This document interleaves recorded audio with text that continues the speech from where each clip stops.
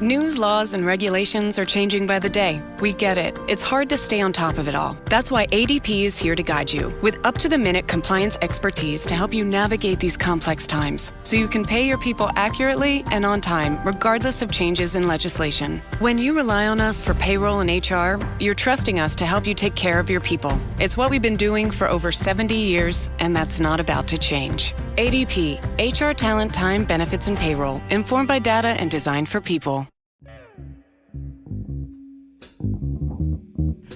Welcome to today's episode of The Black Sales Professional. I'm your host, James M. Fields. Before I get started with today's episode, however, I'd like to ask you two questions. The first one is, what if you could focus your time and effort on the deals you have the best shot at winning? And question number two is, what if you could increase your win percentage to 80 to 90%?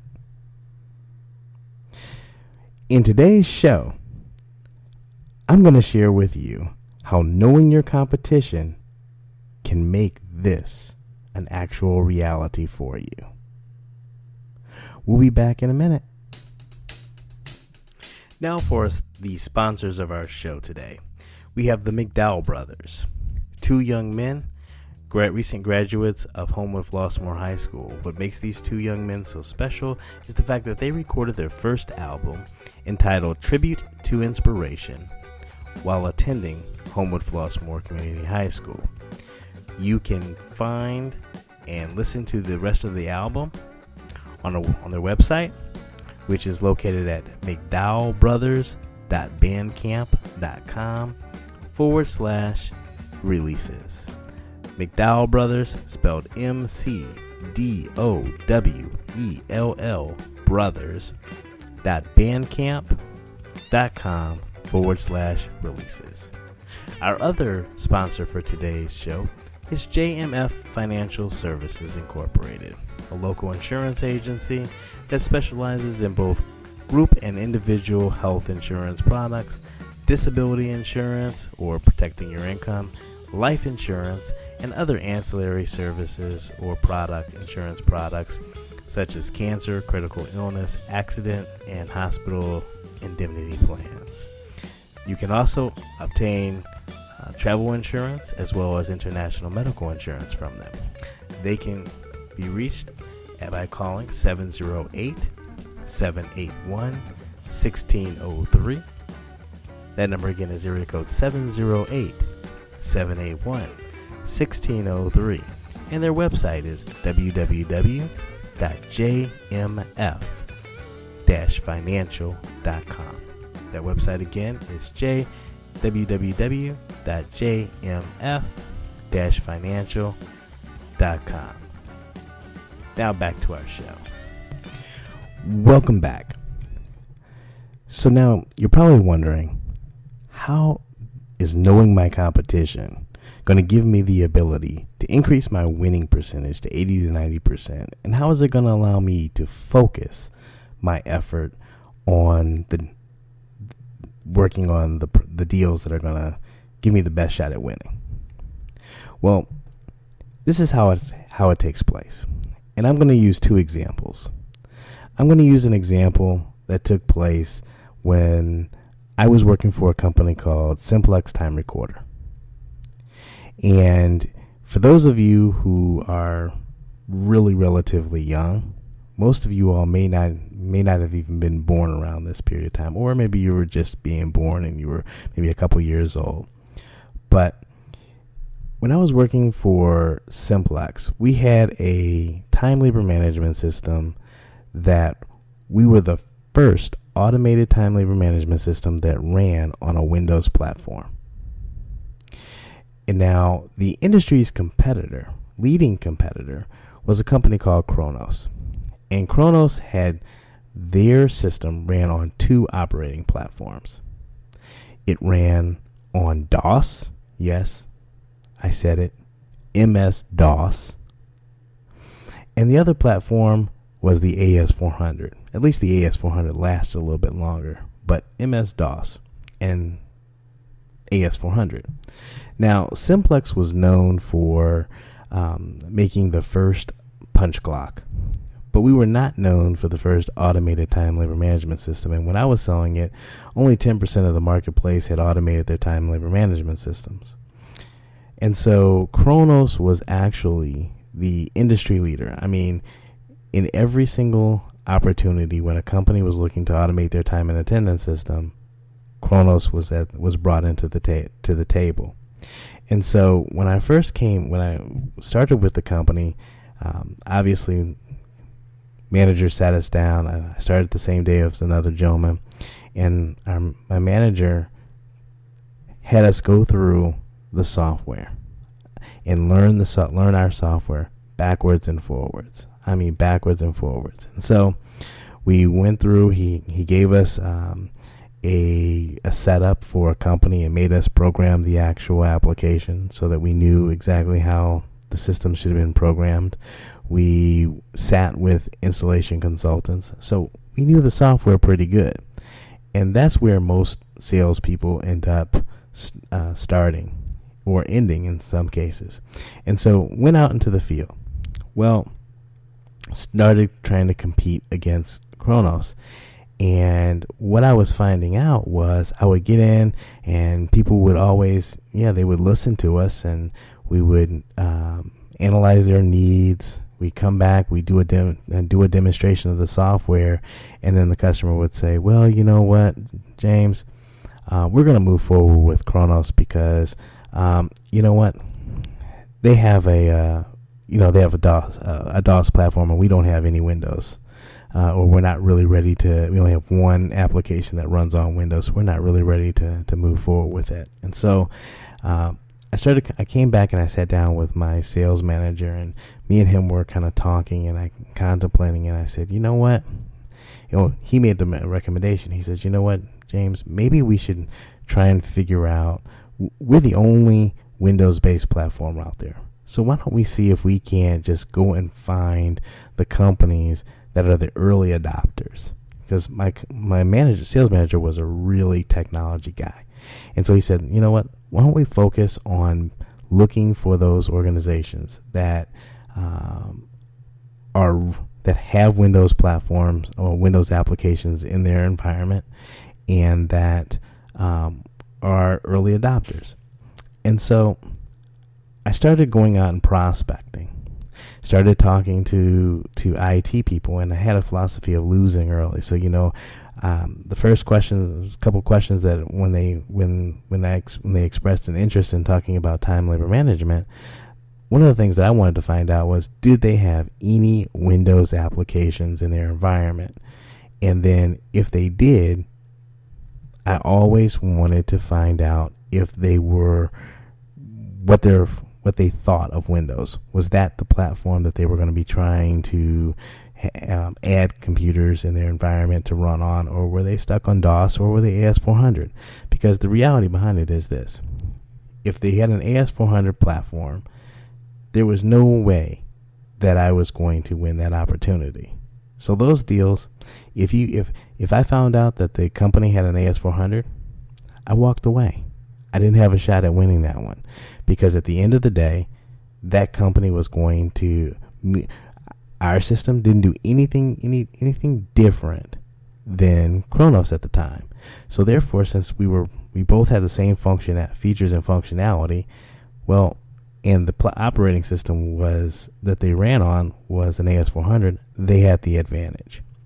But one of the things that I did find was that when I reached out and I got in front of IT and I started talking about Windows, and those IT folks and IT consultants who were early adopters and who believed that Microsoft was the wave of the future, they became my champion. And what we found was that at that time, the game changed, because Chronos didn't have a Windows platform. So all I needed to do in the sales process was show that potential customer that our system had the same type of features and functionality that Chronos did. And guess what? When that took place, and I was able to show them that we were the same, or we had the same features and functionality that Chronos, and that they weren't going to lose anything by moving to the Windows platform, or by choosing us in a Windows platform, I won. And I started winning a lot. And then as time went on, I started going after larger projects.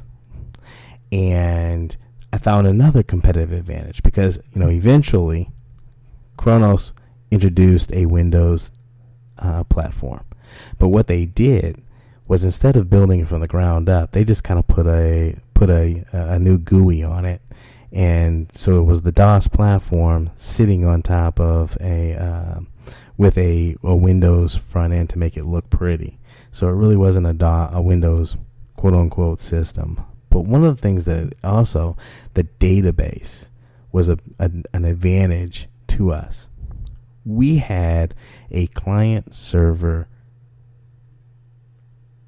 database application. So our system, when you want to 5 users or more, our database, even though it wasn't Microsoft SQL Server or Unix or DB2 or Oracle at the time, our database, it was a flat file database, but we had the technology that allowed for our system not to be corrupt. And that was one of the competitive advantages that we had. When we had over 5 or more users on the system, our databases didn't get corrupted. So what would happen is Chronos would go in and they would, on purpose, when they were competing against us, try not to have too many managers.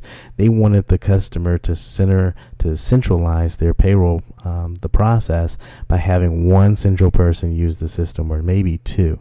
Because after a few of those, if they had 3 or 4 people, if they had their managers, their frontline managers, going through and correcting the time cards and things of that nature, their databases would become corrupt. Ours didn't. So when we got into situations, I pushed the customers to use more frontline managers to streamline the process for payroll. And guess what? We started winning even more opportunities. And that's what made me really successful at Simplex. And I ended up being recruited away from Simplex and going to a company called eLabor. The same thing took place a number of years later when I was in the payroll industry with Ceridian. Now, Ceridian only worked with companies that had over 100 employees, but most of our customers had over 200 employees. So we were pretty much a large employer.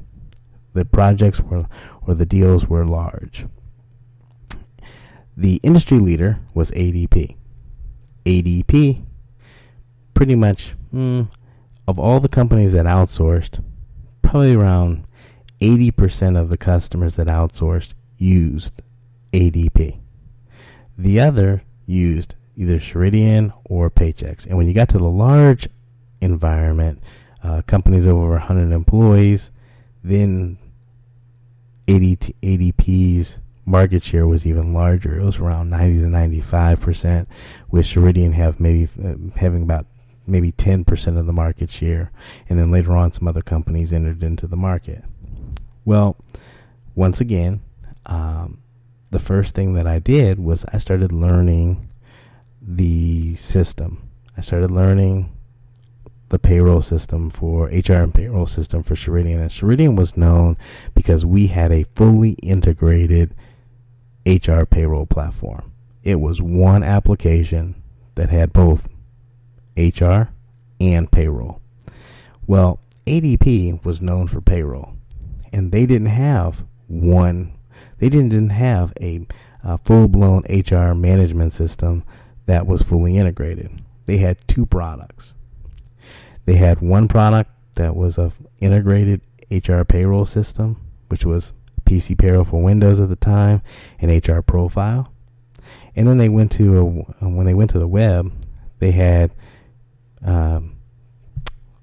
Pay Expert and HR Expert, which is the comparable of PC Payroll for Windows and HR Profile.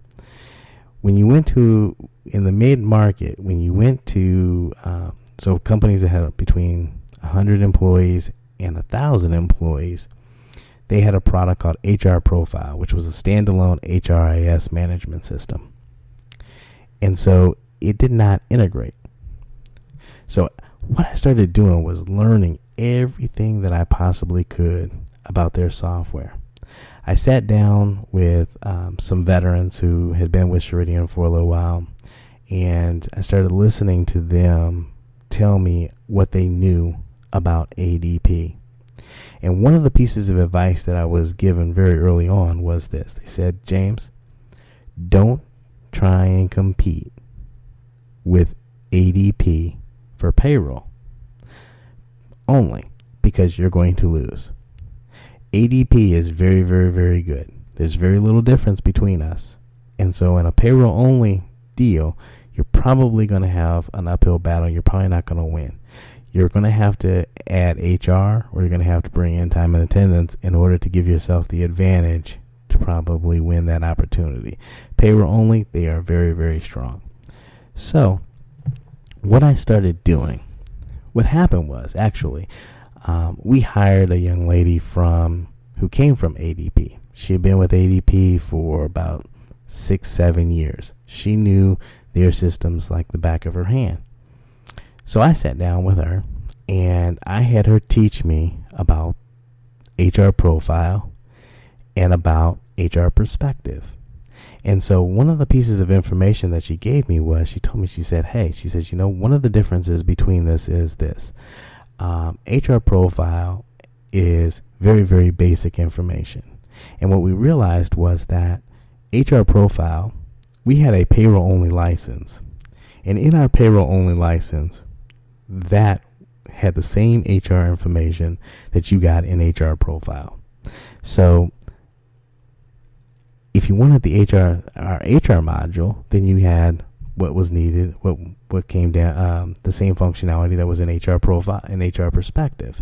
And so she explained to me that when you went to HR Perspective, that there was only approximately 16 fields of data that would synchronize. So I started taking this information, and we had a sales process. And so I started going through the sales process, and when I was prospecting, I wouldn't play if a customer wanted to look at us. So let's say I called a customer and they were interested in meeting us for to talk about their needs for payroll and HR. If they really didn't want HR, if it wasn't a real priority, I told them immediately that they really weren't a good fit for Ceridian, and we would walk away from the opportunity. Now, that sounds like a crazy concept, because you're probably saying, well, wait a minute, James. How are you going to make your quota if you're walking away from opportunities? And well, the thing was, as long as I had enough opportunities that we had the competitive advantage to win, I didn't have to play in as many opportunities. Like, I had counterparts in the office that they were going out and they were meeting with tons of customers. They were making a lot of proposals, going through a lot of processes, but they weren't winning a lot of those opportunities, because in the end, the customer really didn't want HR. All they really wanted was payroll, and they would end up losing. On the other hand, the opportunities that I was in, we were qualified leads and opportunities in which I was working with the HR department, and we were driving HR and management in the environment. So what I started doing was building up the differences. So I would walk into an account. Number one, I always wanted to find out who I was competing against. So when I walk in for a meeting, usually customers would have both of us in the same day. So what I would do is walk in and check we'd sign in, and I would look to see who else was there. And lo and behold, occasionally many times I would see the name of the ADP rep. And so I started realizing that they had geographic territories, and I learned and I started seeing the same names over and over and over again. And I started taking notes when I was working with the clients. I would ask them questions, especially those who had ADP currently, and we were trying to replace the current system with an HR system. I would ask them about the problems that they were having within their current system, and I would take note as to what the challenges were.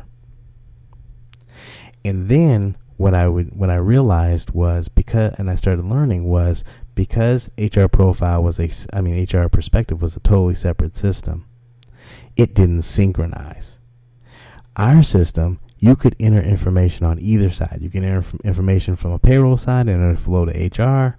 You could enter information on the HR side and they would update the payroll side. It didn't matter who in the organization entered the data. So what would end up happening is I would go into accounts and HR and payroll may have been separate. Payroll was under the CFO. HR was under the VP of HR. And there was always, usually with HR Perspective or what have you, there was always a difference of who was driving the situation. And it was very common because the data would synchronize in one way. If someone, like say for example, if payroll entered the data first before HR did, because actually HR Perspective, you had to enter the data on the HR side and had it pushed to payroll.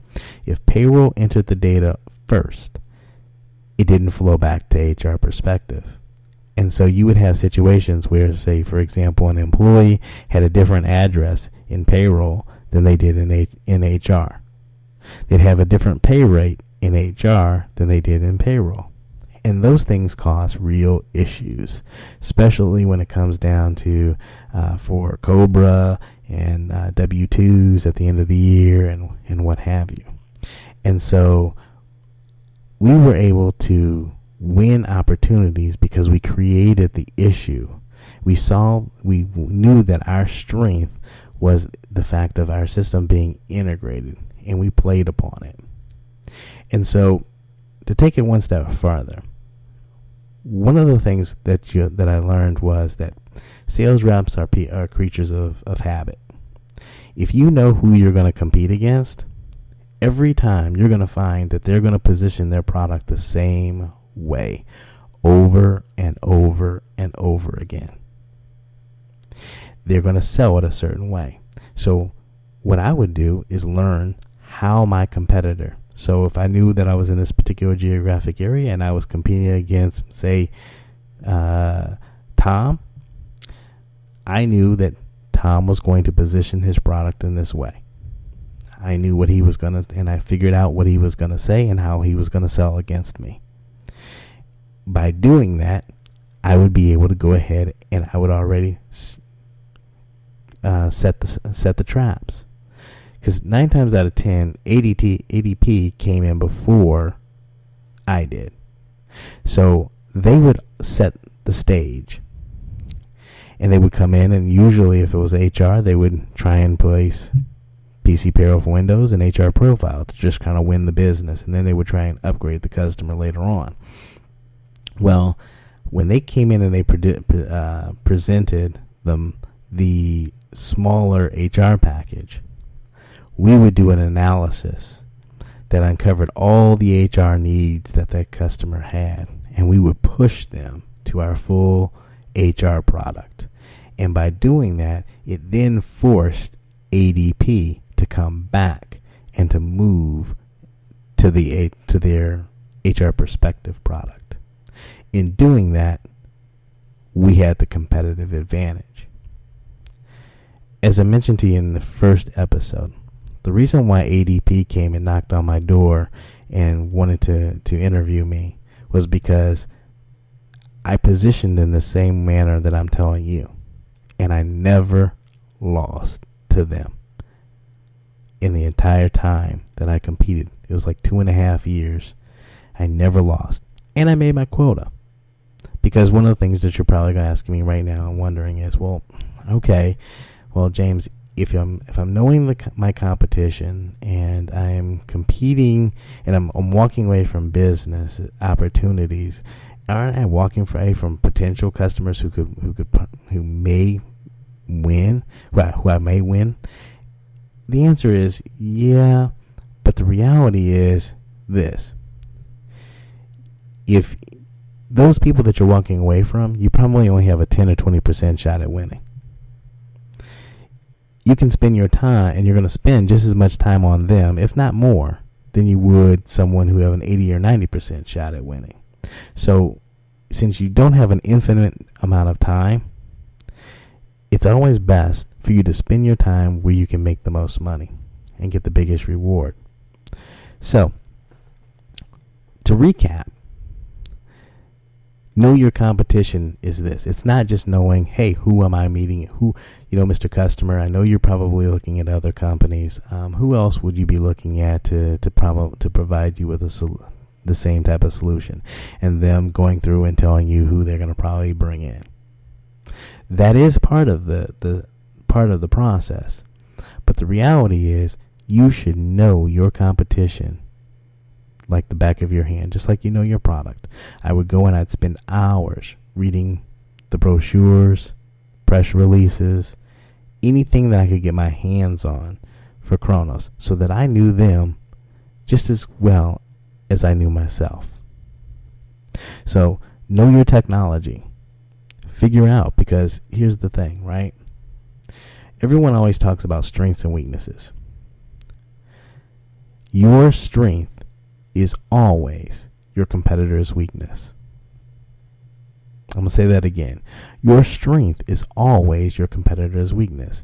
If your competitor is strong in a particular area, then that's your weakness. Don't try and compete in their strong areas. Compete in their weaknesses. Knowing your competition is just like if you were playing sport. Playing sports in high school, college, and even in the professionals, they game plan. What do you think that game plan is? That game plan is they're looking and they're studying their opponent, trying to figure out where their weaknesses are. And then they attack their weakness, because the areas that they have problems in are the areas that give you the biggest opportunity in which to win. So, know your competition. Know their platforms. If you're a technology person, know their product, know their features, their functionalities, how they deliver it. Know the technology. When you're in front of customers, ask questions to learn about the competitor. So if you're going in and taking and you're competing to take away a piece of business from a competitor, you should ask the questions. Hey, well, what are the problems that you have for this with this application? What are the problems that you're having with this, whatever it may be that you're selling? And write it down. Make a mental note. And if you do that enough, you're going to start hearing common themes. Those are the things that you should be, and especially if you know that your system is really good at those at solving those problems, those are the things that you want to attack. Because if you do that, you're going to win more times than you're going to lose. As a matter of fact, you're going to win 80 to 90% of the opportunities that you're in. And you're going to make your numbers. You're going to spend less time chasing after business that you don't have a shot at winning. And you're going to win. And you're going to win a lot more opportunities and spend less time doing it. Because remember, I told you, when my kids were younger, sales gave me flexibility. And that was one of the things that made me flexible, because I wasn't just chasing any piece of business.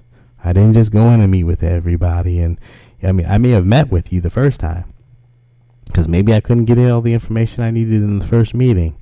But doggone it, I wasn't spending resources. And my time is valuable, so I wasn't spending my time. My philosophy was lose early. And that was the way that I lost early. Okay, to give you a couple takeaways from today's episode. Number one, if you're located in a geographic territory, so your sales position gives you a geographic territory in which that you operate, get to know or find out who the competing sales reps are. Know how they position their companies and their products, and understand what they say about you. So those are the first tip. Second takeaway is study your competitors' products and services and find the issues or challenges that they have. Understand this. Every company has things that they don't do well.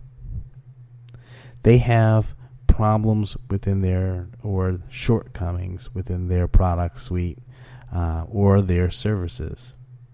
Now, it may be a situation where their product is strong, but maybe their implementation methodology causes a lot of issues.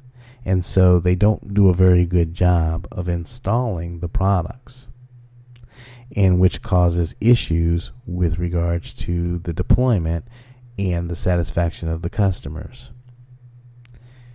Use that information to your advantage. Especially if you know that your implementation methodology is extremely strong. Make it a big issue. Explain to the customer why implementation is important. Don't discount it. Understand the technology. So look and see. Do you have any advantages with regards to technology? Do you have advantages when it comes down to features and functionalities of your product or service? Do you have advantages based upon delivery of the products and services that they're looking to acquire? And then look to find out if they have shortcomings that cause the customer more work or data integrity or compliance issues. Because those are the things that will cause a customer to do business with you over a competitor. And your job is to find out what your competitor's weaknesses are and to build a strategy around them. Now, if you haven't done so already, I encourage you to join the LinkedIn group Black Sales Professional. It's a community that we've created specifically for you to be able to interact, ask questions, make comments, make topic suggestions, as well as network with other black sales professionals and other professionals of color. In there are individuals who are sales reps. There are individuals, maybe recruiters, or trainers. So by all means, join and interact. At the same time, I would like to encourage you, if you haven't already done so, to subscribe to the podcast itself, so that you don't miss any content or episodes. Yes, we will be publishing at least one episode every week. However, there will be weeks in which we will publish another episode or two, maybe a little short special, something that in the middle of the week, and you don't want to miss any of the content. And as I mentioned in the beginning as well, in the first episode, please reach out to me. You can DM me. I'm available on Instagram at jmfields1001. I'm available on Twitter at James M. Fields. And LinkedIn, you can message me at James M. Fields. Please share with me your feedback so that I can make sure that we deliver content that's important to you, that's going to help you with your career and your day-to-day sales task. And as always, take care, and until next time.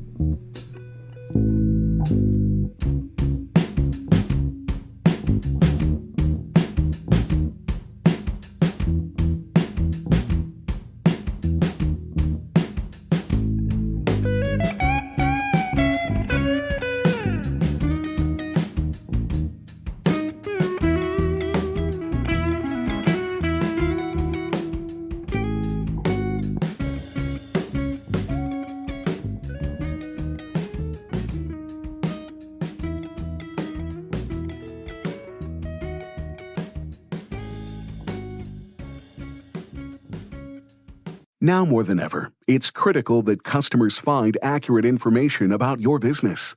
Local Works by Yahoo Small Business makes it easy to add, edit, and publish business information across 70-plus local directories from a single dashboard. Ensure your business is found with Local Works and save 10% today by using code LWPodcast. Visit yahoosmallbusiness.com/local to find out more. This week at Macy's, get great deals on fashion and home essentials. Update your wardrobe with 20% off new spring shoes and sneakers. And 20 to 50% off fresh looks for him and her. Plus, transform your space with Luxe Hotel Collection bedding, now 40% off. And Macy's Star Rewards members can earn on every purchase except gift cards, services, and fees. More at Macys.com/Star Rewards. Savings off sale and clearance prices, exclusions apply.